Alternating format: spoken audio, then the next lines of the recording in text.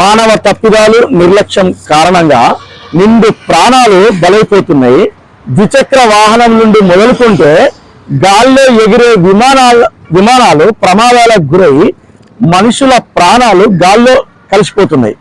ఒక నిర్లక్ష్యంగా వాహనాన్ని నడిపేటువంటి డ్రైవర్ మానవ బాంబు కంటే ప్రమాదకరంగా గుర్తించినట్లయితే ఈ సమాజంలో రోడ్డు ప్రమాదాలు తగ్గేటువంటి అవకాశాలు ఉంటాయి.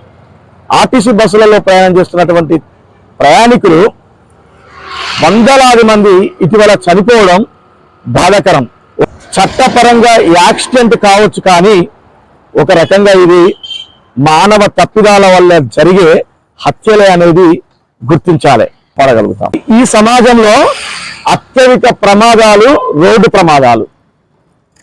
కర్నూలు సంఘటన నుండి మొదలుకుంటే ఇవాళ జరిగిన నిడిగొండ సంఘటన వరకు కూడా మనుషులకు రక్షణ లేకుండా పోతుంది, ప్రాణాలు పోతున్నాయి.